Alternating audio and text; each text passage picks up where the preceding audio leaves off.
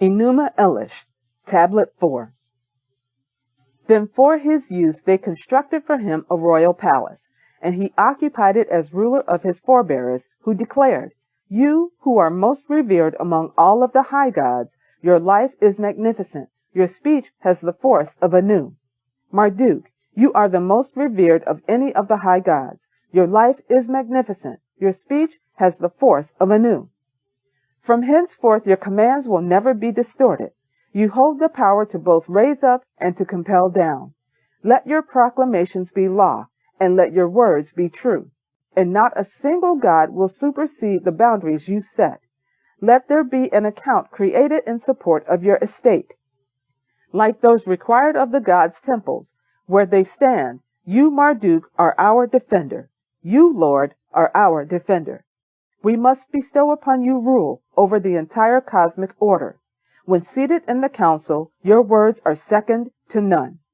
Let it be that your weapons never stray from their targets, but rather let it be that your weapons crush your enemies.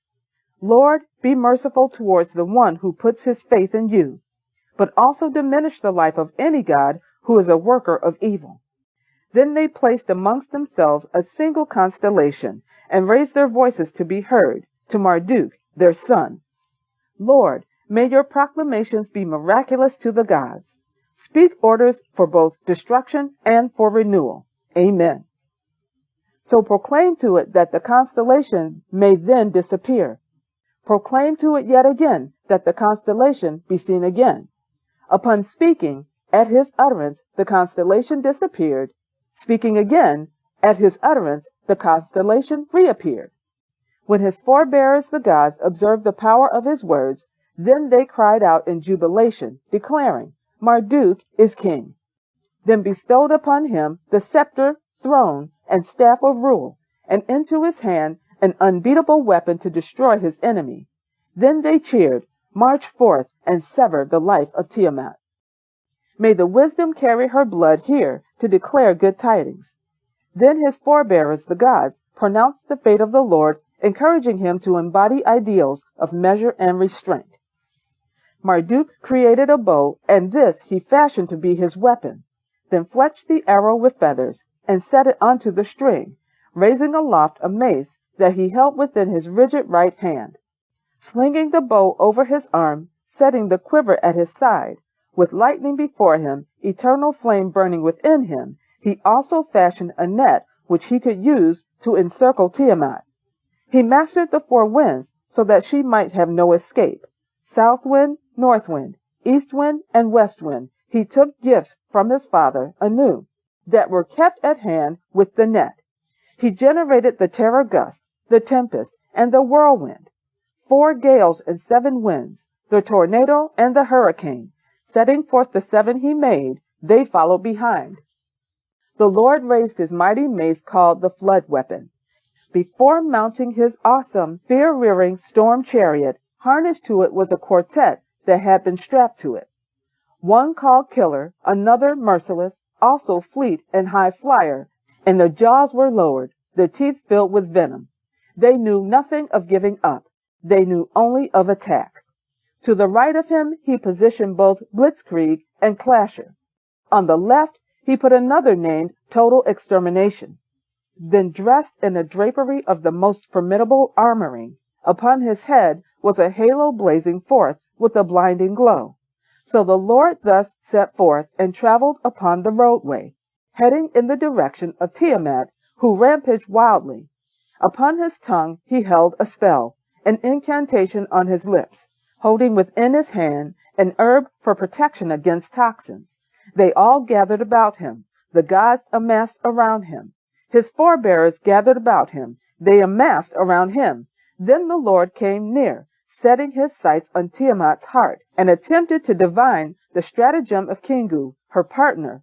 But as Kingu gazed out at him, his mind became bewildered, and his fortitude fell to pieces. His actions became awkward. As for his allies, the gods, those who had gone along with him, when looking at this chief, the contender, they grew anxious. But Tiamat worked her magic, with no need to avert her gaze. Within her mouth there resided lies, deception, and cunning. Just how strong is this army you have with you, Lord of gods? The whole collection of them holds near to your own location. But the Lord held up his fearsome weapon, the flood weapon, conveying his words to Tiamat, who feigned kindness, saying, "For what reason do you display this superficial benevolence, when in your heart of hearts you generated a force for war? Only because your sons, the gods, were making such a noise, only because they have been inconsiderate of their forebears, but why ought you, who gave them birth, not forgive them? You chose Kingu to be your partner, and also your war leader, bestowing unto him the new power which he does not deserve, and acted in enmity towards Anshar, honored king of gods. Thus you have multiplied the evils done against my forebears. So make your army ready, equipped with what arms you have, or step forward yourself, that we might engage one-on-one." As soon as Tiamat had heard this speech that he had given, she went ballistic and flew into a wild and unstoppable rage. With no little emotion, Tiamat bawled at the top of her lungs, and her viscera trembled altogether to her very foundation. Undeterred in discharging her magic, she then spoke spells. At the same time, the warriors were busy honing their blades. Tiamat and Marduk, defender of the gods, faced one another, moving towards each other, preparing for the coming clash.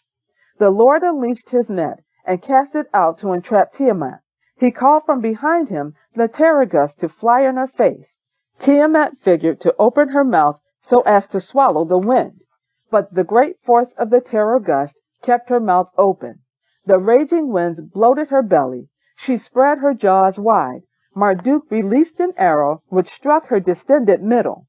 Then he cleaved her into two pieces and cut open her heart. Having defeated her, thus bringing her fateful life to an end, tossing her down unto the dirt and setting his feet upon her. And after this, when he had killed their war leader Tiamat, he caused their legions to disperse. Her armies were in disarray, and the gods who were her allies, who had stood beside her, all of them shook in fear, were struck with terror, and fled. Yet he allowed them to give themselves up, sparing them, since they were at once encircled and not allowed to escape. So he had them bound and destroyed all of their weaponry, and then they were trapped within a net, and there they remained. Then they shrank back, overcome as they were by despair. But they endured this affliction of being held incarcerated. And concerning the several demons emitting deadly beams, these being the army of creatures who passed to her right, he attached unto them nose leeches and bound their limbs. Then he crushed underfoot their foul instruments of warfare. Regarding Kingu, who was the highest ranked among them, he ruined him, adding him to the tally of the other defeated, seizing from him the tablet of fate, which he did not deserve, and pressed upon it his own seal, clasping it at its chest. Then after he had overcome and destroyed his adversaries, announcing that the defeated enemy were now his slaves, he provoked a song of victory of Anshar over all of his foes. Realizing the plans which were formulated by Ninemud, the warrior Marduk now dominated the incarcerated gods. To Tiamat he now turned his attention, the one he had caught. And the Lord Marduk trod upon the lower parts of her body. Raising his merciless hammer high, he pulverized her skull, then sliced open the arteries that carried her watery blood. He caused the north wind to take it, to convey good tidings. When his forebears saw it, they were jubilant, and all sang out, then made plans to meet him with presents, gifts of greetings. The Lord took a moment of rest and looked upon her corpse. He split the monster's cadaver and made marvelous things, severing it up the middle, flaying it in half like a drying fish, one of which he thrust up to make the vault of the heavens. He drew a gate in front of it, put into the care of a guardian. Her waters were bounded, so that they might not surge free. And he went forth traversing the sky, seeking a holy place. He made the Apsu, Ninemud's dwelling, entirely smooth, and the Lord then measured out the Apsu's total dimensions. The immense shrine which he built to resemble it was Ishara, and in the temple Ishara he made to resemble heaven. Then he placed the centers of veneration for Anu, Enlil, and Ea.